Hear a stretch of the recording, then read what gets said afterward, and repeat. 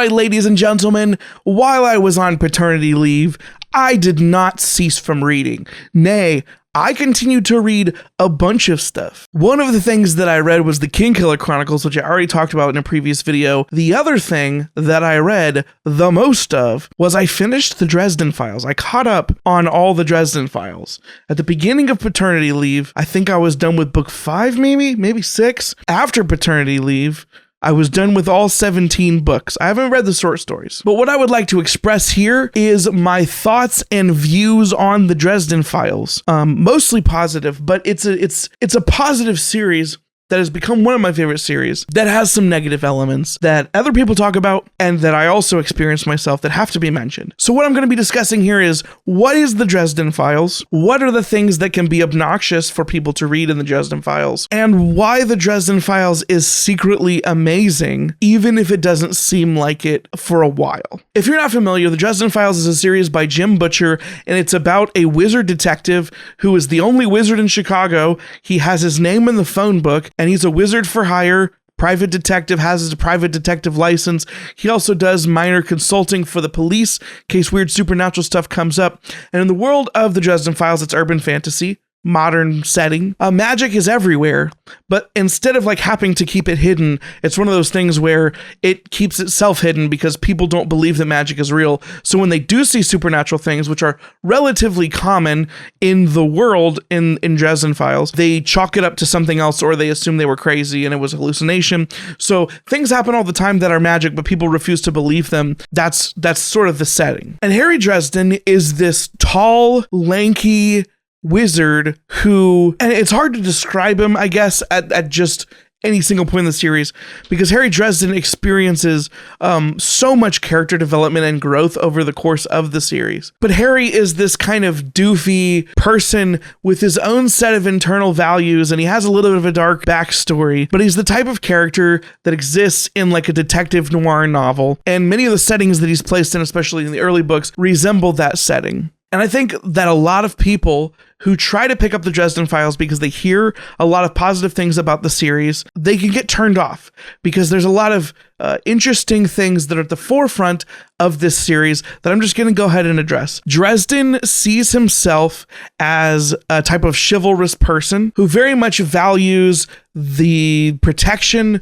of women and children at all costs. And the way that manifests is in the modern day viewed as fairly chauvinistic, because it really manifests in him trying to protect people that are competent in their own skill sets. But Harry is the type of character who always tries to be a white knight. And it is a book series that is written in the first person perspective, and you are constantly in Harry's head. And so these themes are present throughout the entire series. It's true that over time, Harry does change as a character, and so some of his internal things do change, but that is an aspect of the series that many people, maybe they weren't warned, I don't know, but they find the series and they're immediately turned off by it. It's real. It's there. I would like to emphasize that the lady characters in the series, generally speaking, have large amounts of agency and competency, but because you're viewing them from Harry's perspective, that can really, really grate on certain readers. The other thing that we have to talk about when it comes to Harry Dresden is that most of the time he's perpetually single, and he exists in a world that, for better or for worse, Butcher has written with a host, a cornucopia, a smattering of incredibly attractive male and female beasts. And Harry, as a perpetually single guy, some might describe it as objectification of them. I think that's a little bit too reductive, but experiencing these stories through Harry's first person perspective, it's very often that he describes women by the attractiveness that they are to him in a crass way. The first time we are introduced to any female in the series, we are getting Harry's male gaze of this person. Whether or not that bothers you will determine a lot of whether or not you are able to get through this series, through some of the mire to some of the amazing. The nature of the sexual tension, sometimes played for laughs, and sometimes, and I'm being honest, it's so cringe, it feels like I would be embarrassed to be found reading that. Like if somebody found some of the lines in the book, it would be embarrassing because it's so obnoxious with the way that Butcher presents it and the way that Harry reacts to it. Part of it is Harry being consistent with his character, but we do have to blame some of this on Butcher for setting up the scenarios the way that they are. And I don't mean just like a super attractive vampire chick walks in and Harry is like supernaturally desiring this person. There are some scenes in the book that are they're so freaking cringe. And I'm not going to go into spoilers, but they're so freaking cringe. There is no way for me to even attempt to validate them or their existence in the books. They feel gross. They feel just there were points of the series where I'm like, I don't want this at all. I can't believe this is happening. There are many people who read the Dresden series and that doesn't bother them. There are a ton of people, especially my lady friends, who pick up the Dresden Files and they are extremely turned off by these books in the early goings and they cannot continue. Every single one of those criticisms is valid.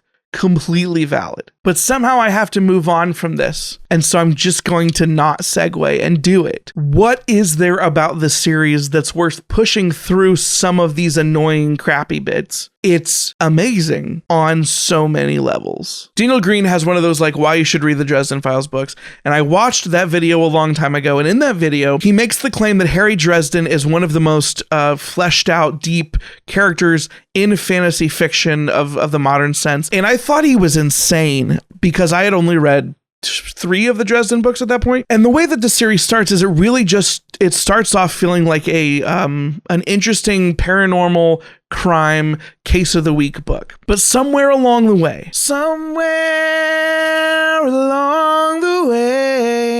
you realize that Butcher has crafted this world in such a way that these side characters find a way to sit in your brain and become your friends. And Harry, in a similar way to someone like Michael Scott in The Office, or Monk on Monk, becomes another one of your weird friends. And all of these cast of characters who slowly recur over time, over the course of these books, there's 17 of them, become this group of people that I become more attached to in some ways than any other series. But it's done so subtly, you don't even realize it. And this is one of those series that takes huge advantage of the fact that you have a lot of books. You have a lot of time to spend with these characters. So even though it doesn't necessarily feel like you are spending a ton of time with the characters in any one given moment, over the course of 17 books, you get to know them very well and you get to love them very well. And when hardships happen and things start to get serious, because the other thing that happens in this book is it gets serious. This is a series that has an extreme amount of cheesy humor in it.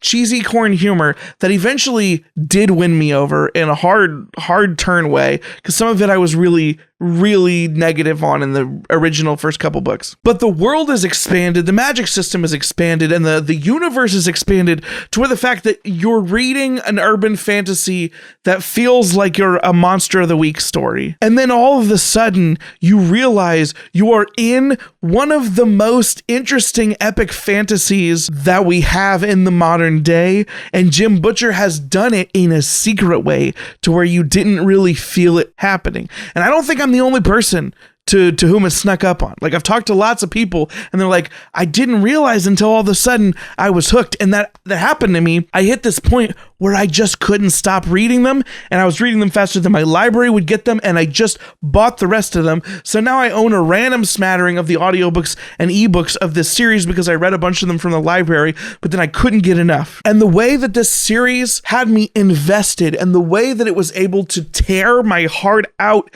and stomp on it is almost unparalleled with any other series, because its tone is so unique and its method of expression is so subtle while Harry is making silly, ridiculous, over-the-top jokes, and there's these big climactic battles at the end of every book, but then you don't realize just how subtle Butcher has worked in amazing elements into the series to where I am such a massive Dresden Files fan now that I'm dying to know what's going to happen. And I'm almost to, like, remember that video a couple times ago before I was on vacation where I said that I might burn a Brandon Sanderson book if he killed a specific character that I love so much? Dresden's full of them. There's so many characters, and if they die, I will die. One of the major books in the series is called Changes, and in that book, without major spoilers, things change. That's why they call it Changes. It was really a brilliant idea for a title. I don't know who came up with it, but it was really smart because things do change in that book. And when they changed,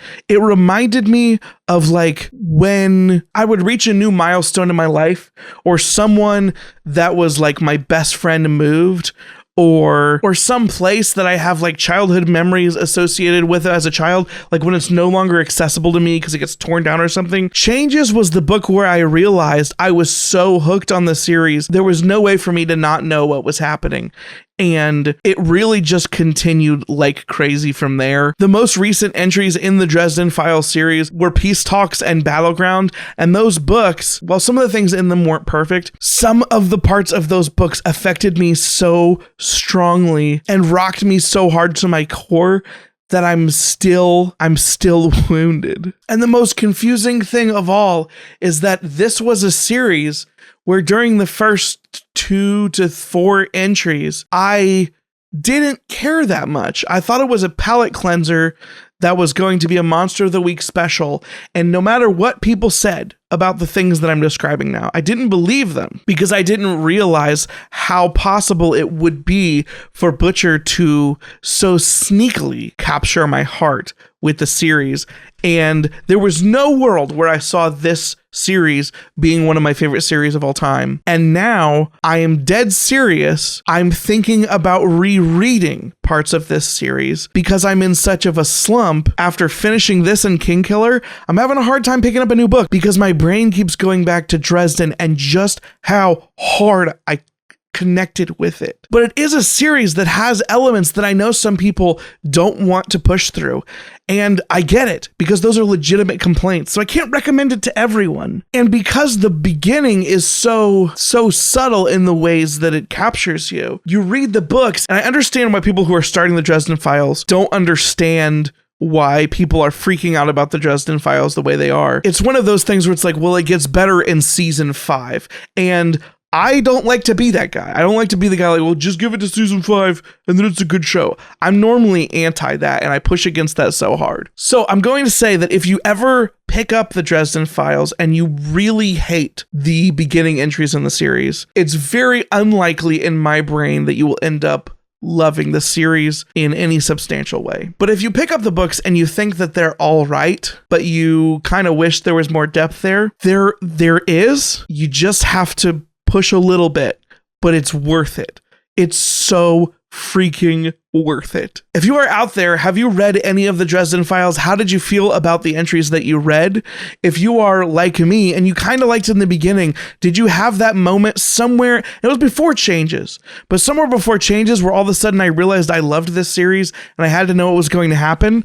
Like I went from it was okay to I might actually like this a lot to it's now my favorite series. Like I want to hear all your perspectives on the Dresden Files. I'm curious if the stuff that I mentioned at the beginning sounds like it would just completely turn you off, because I get it. Let me know all your Dresden Files thoughts. Let me know if this was let me know if anything that I shared in this video would be useful for you think, in understanding whether you would like the series or not. If you end up reading this series based on what I'm saying, I'd love to hear your thoughts as we go. And I have a Discord server, which is linked in the description down below. Everybody can join it. I love to have book discussions there. There is a special channel for Dresden. If you're going to be reading through the Dresden series at any point, pop in there, spoiler tag whatever section you're on, and I would love to follow your journey through the Dresden Files and hear your thoughts, positive or negative. It's okay if you hate them. It's obviously okay if you love them. If you like this video, please give it a thumbs up. If you'd like to see more videos from me in the future, please hit the subscribe button. If you hit the bell,